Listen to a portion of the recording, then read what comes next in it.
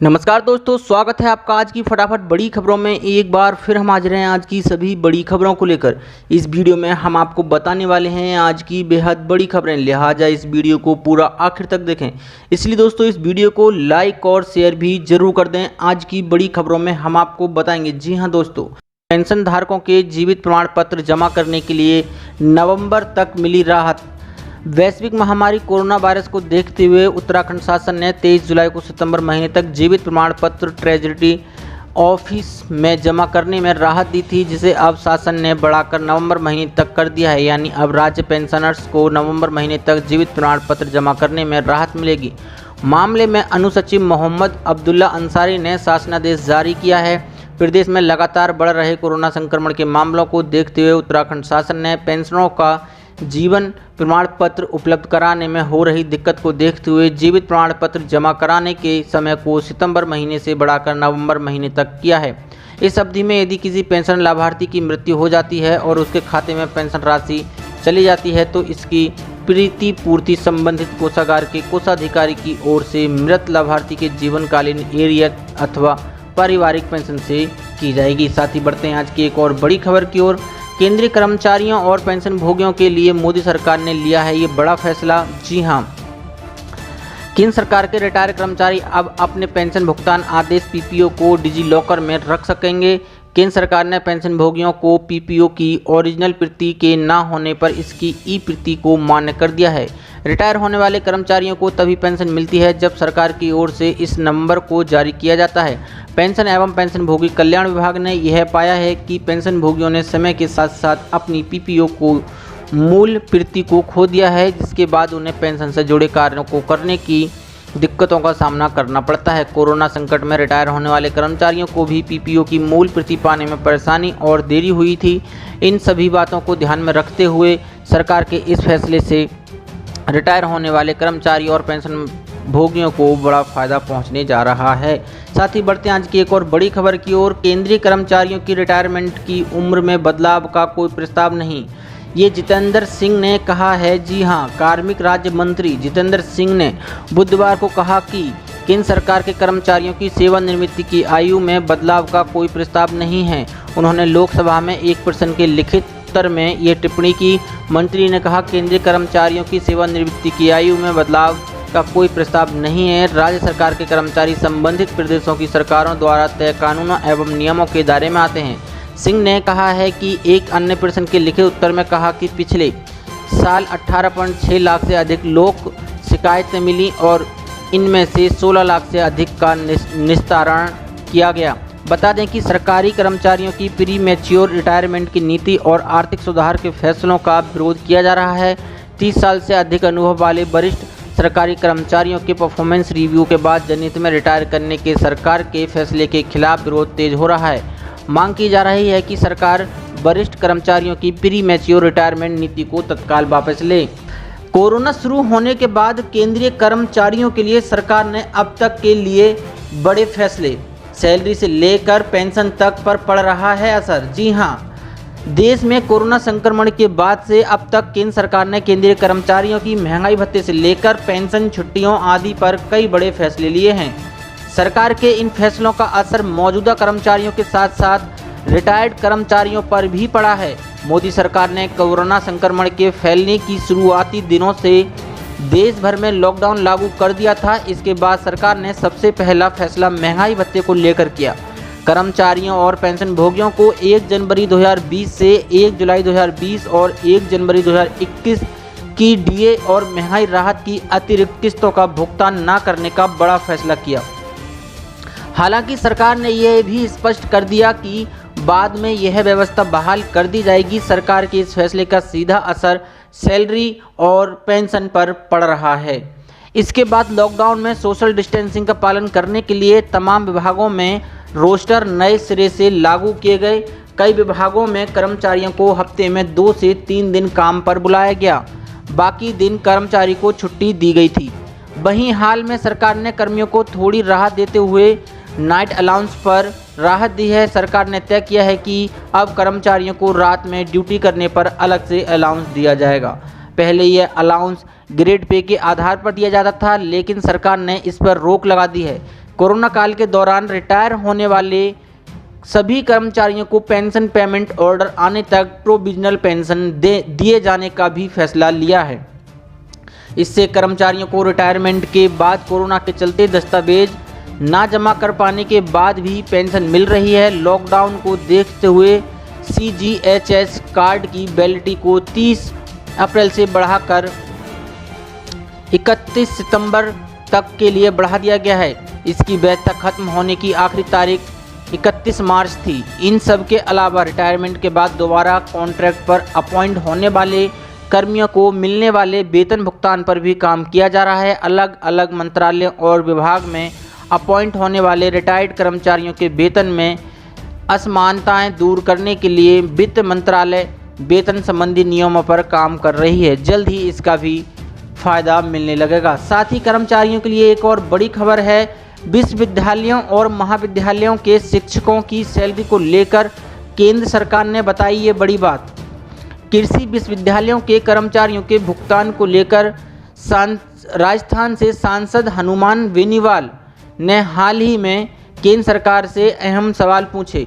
Nagaur Lok Sabha seat से राष्ट्रीय लोकतांत्रिक पार्टी के सांसद बेनीवाल ने सवाल किया कि क्या सरकार का कृषि विश्वविद्यालयों के कर्मचारियों को 7वें वेतनमान आयोग के तहत भुगतान करने का कोई दिशा निर्देश जारी करने का विचार है या नहीं। दरअसल उन्होंने केंद्र सरकार से यह सवाल राजस्थान के कृषि विश्वविद्यालयों के कर्मचारियों को 7वीं CPC का लाभ नहीं मिलने का आरोप लगाते हुए किया। लोकसभा में सांसद हनुमान बेनीवाल के सवाल का लिखित जवाब देते हुए कृषि और किसान कल्याण मंत्री नरेंद्र सिंह तोमर ने कहा कि इस संबंध में आदेश पहले ही जारी किया जा चुका है। उन्होंने निचली सदन को बताया केंद्र सरकार ने मानव संसाधन विकास मंत्रालय MHRD के 2 नवंबर 2017 के पत्र में 7वें केंद्रीय वेतन आयोग यानी 7 CPC की सिफारिशों पर केंद्रीय कर्मचारियों के वेतनमान के संशोधन का पालन करते हुए विश्वविद्यालयों और महाविद्यालयों के अध्यापकों और समकक्ष कैडर्स के वेतन के संशोधन की योजना संबंधी विस्तृत दिशा निर्देश जारी किए हैं। विश्वविद्यालयों के कर्मचारियों की सैलरी के संबंध में केंद्र सरकार का निर्देश पढ़ने के बाद साथ ही सभी शैक्षणिक संस्थानों में कार्यरत टीचिंग और नॉन टीचिंग स्टाफ की सैलरी के बारे में बड़ी चर्चाएं की गईं। केंद्रीय मंत्री ने आगे बताया कि भारतीय कृषि अनुसंधान परिषद ने अपने 30 मई 2018 के पत्र के द्वारा मानव संसाधन विकास मंत्रालय के आदेश को सभी कृषि विश्वविद्यालयों की पृष्ठांकित कर दिया गया है। साथ ही एक और बड़ी खबर निकल के आ रही है जो भी 7th पे कमीशन के तहत सरकारी कर्मियों के वेतन में 6 महीने के कटौती को लेकर है, जो कैबिनेट ने बड़ा फैसला सुनाया है। जी हां, सरकारी कर्मचारियों के वेतन में और 6 महीने होगी कटौती। ये कैबिनेट का बड़ा फैसला है। केरल सरकार ने सरकारी कर्मचारियों और शिक्षकों के वेतन कटौती को 6 और महीनों के लिए बढ़ा दिया है। अप्रैल से अगस्त तक के लिए 5 महीने की कटौती की अवधि समाप्त होने के बाद कैबिनेट बैठक में ये फैसला लिया गया है। बुधवार को हुई केरल कैबिनेट की बैठक में 6 और महीनों के लिए वेतन कटौती को मंजूरी दे दी गई है। मीडिया में जारी खबर की माने तो कोविड-19 के चलते विपरीत हालातों के बाद सामने आ रहे वित्तीय संकट से निपटने के लिए वेतन में कटौती की जा रही है। मंत्रिमंडल की बैठक के बाद वित्त मंत्री थॉमस इसाक ने विभिन्न प्रतिनिधियों से ऑनलाइन संवाद के दौरान इसका ऐलान किया। 1 अप्रैल से 31 अगस्त 2020 तक के कर्मचारियों का अस्थगित वेतन और अप्रैल 2021 में संबंधित PF में जमा किया जाएगा। सरकार को इसके लिए 2500 करोड़ रुपए का अतिरिक्त खर्च उठाना भी होगा। PF में जो पैसा जमा किया जा रहा है उसे 1 जून 2021 के बाद वापस लिया जा सकता है। वेतन कटौती को PF में शामिल कर 9% ब्याज के साथ कर्मचारियों को रिटर्न किया जाएगा। यह प्रोसेस 2021 में शुरू होगा, यानी कर्मचारियों को फिलहाल इसके लिए 1 जून 2020 तक इंतजार करना पड़ेगा। फिलहाल उनकी सैलरी से पैसा काट कर सरकार मौजूदा वित्तीय हालातों से निपट रही है। साथ ही बढ़ते हैं आज की एक और बड़ी खबर की ओर।